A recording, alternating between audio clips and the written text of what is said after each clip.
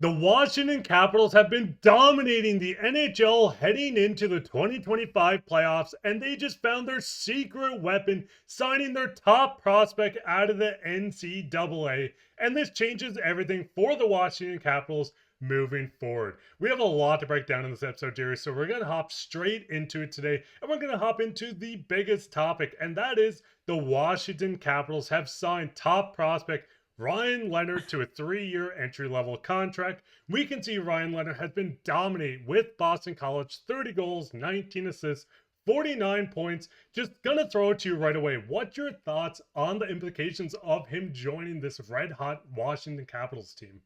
Well, you said it off the top. They're adding their secret weapon to the team right before the playoffs. There's a handful of games left in the regular season. They've obviously dominated this entire season and the Eastern Conference. They are very, heading into the playoffs in a very healthy position in first place in the Eastern Conference. So whoever they end up playing could be the Montreal Canadiens, could be the New York Rangers, Islanders at this point. Columbus Blue Jackets are still in the mix, right? I feel like they're going to come out of it pretty unscathed. It's probably going to be like a 4 or 5 game series. So they're that good of a team. And on top of it, they're adding one of the best prospects in hockey, honestly, because, we saw him at the World Juniors just this past December and he put on a show. Like, obviously, at the international level, he's doing that. And then what he's been able to do in Boston in the NCAA is unbelievable as well. He's, the first player to score back-to-back 30-goal seasons since Cam Atkinson, I think, in 2010. So it's been quite a while. And I think, he's just continuing to put up points in a program where it's hard to put up points. It's not the OHL or, the other junior leagues where I think it's,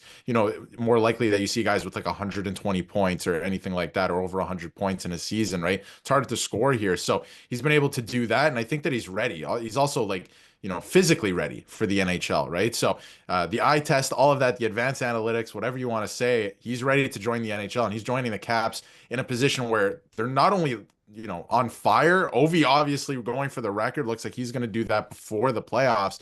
But in a nice little send-off, if Ovi gets the record here, I'm not saying he's retiring right away, but just something at the end of his career, they could possibly go for a Stanley Cup this year. They have the goaltending. The team is heavy. They're hard to play against. And then they're adding a guy like this that can be so dangerous and a goal scorer on presumably their third line.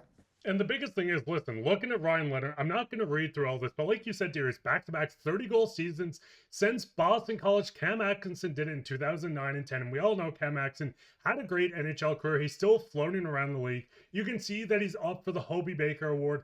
This guy has been winning awards, like you said, internationally. With college, he has been outstanding. And joining this Capitals team, which seems like going to happen on tomorrow against the Boston Bruins, this is a huge add for a team that's already looking like one of the top teams, if not the best team in the entire NHL. I mean, looking at the lineup right now, I don't think they're going to go in, and I don't think Spencer Carbery is going to throw him into the top six immediately, but maybe debuting on this third line is going to be the perfect spot for him to come in. I mean, you can see him right now on the fourth line.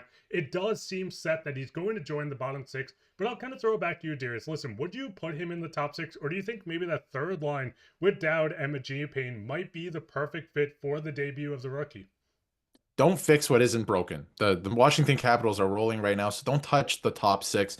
But he works his way up as he gets more comfortable over the next handful of games, right? But I think you start him on the third line, kind of like you mentioned there. And one other thing to keep in mind too is obviously he signed his contract today. It looks like he's going to make his season debut, at the end of the season against the Boston Bruins tomorrow. He's got his jersey number, all of that. They're burning a year of his ELC already. There's a lot of talk around the league of other free agents from the NCAA signing with other teams on ATOs, and then their ELCs kick in next year, right? So there's a lot of talk about that. This guy is obviously ready for the NHL. I'm excited to see what type of an impact he can have. There's also a world where he plays Gabe Perreault in the first round against the New York Rangers, who's another guy who should be signing his ELC as well. So that could be an interesting storyline for both of them. Honestly, a pretty cool story there. But this is just a team that, adding them into the lineup, they're deep already, and everyone kind of has a role, right? And they've all bought in. I think that was the biggest thing. So adding a guy like this who can be a goal scorer and a really dynamic player for them, it's going to be pretty hectic. And again, I think that he can work his way up the lineup. I think they have something really good going on with their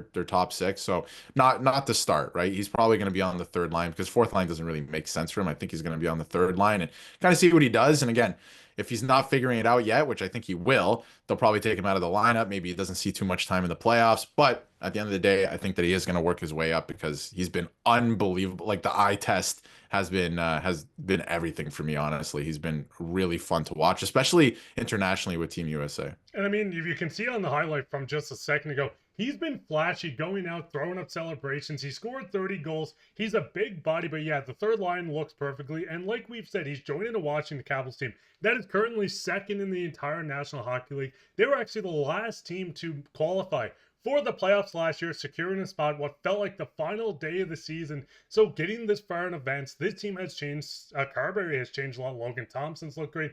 Ovi's looking 20 years old again. But this is the team that's looking to win a President's Trophy. They're only a few points behind the Winnipeg Jets as we record this on March 31st. But this is the team they could rest people throughout the season when it comes down to the final stretch. So maybe Ryan Leonard jumps up higher. But listen, it's not just Leonard that's going to make or break this team, but looking at the team as a whole. Listen, dearies, we're seeing a lot of career years out of some guys. Dylan Strome's looking like a star in the NHL.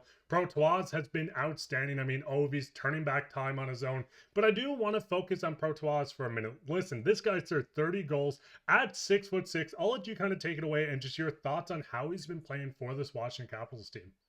Yeah, he's been unbelievable. And again, like he was great when he played in the OHL. You could see, okay, this guy might be a star in the league. And a lot of people, maybe pump the brakes on the word star, but you could see it already when he was in the OHL. And now it's translated to the NHL level. He's been fantastic and, sharing some time with Alexander Ovechkin, who again, I think this guy has like you said, Ovi looks like he's 20 years old again to a degree, right? And I think this guy has a lot of reason for that. It is the reason for that, right? Because of the dynamic of the team right now. And obviously you have Pierre-Luc Dubois, who you just got as well to man that second line. So that's a big deal too. But even Dylan Strome, I mean, he's finally arrived, I think, at the NHL level. Maybe not this year. Like the last couple of years, it's been building to this. You're like, okay, Dylan Strome is finally arriving to what he should be.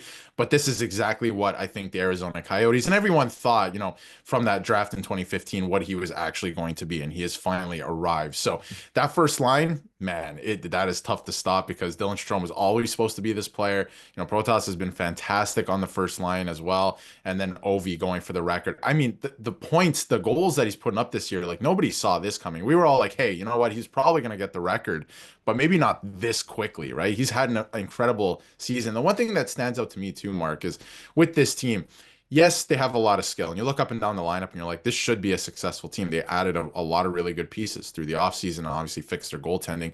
They're very hard to play against. Like they're going to be, if you want to beat them in the playoffs, like they're maybe not the most skilled team that's going into the playoffs, but they're going to be a hard out. Like they're a heavy team and they're going to be really tough to play against. So I'm excited to see kind of who ends up taking them down, how far they go. I think what a great story it would be if Ovi broke the record for goals in a season and won the Stanley Cup again, right? To kind of just put everything to bed that, that first Stanley Cup did that, I think, to a degree. But if he had like another one, then there would be no conversation at all about, who he is as a player. So that's the one thing I'm looking forward to the most heading into the postseason. But they've been an incredible story this year. And like you said, only 5 goals away from breaking the record. And looking at the lineup, if you have Tom Wilson on your team, you're a hard team to play against. But this is a deep team, like you said. Every position, it seems like they have someone bought in and wanting to win. They have the best Connor Mick in the entire league on the second line, their left wing. But looking at this, Washington Capitals fans, what's your thoughts on Ryan Leonard joining this team? Do you think he's the secret weapon, and what do you project him to do or where he's going to play? Let us know down in the comments below. While you're down there, leave a like, subscribe, share this with your friends. We'll be back with another episode, so keep your eye out for that. But I've been your host, Mark, and my co-host, Darius, and take care.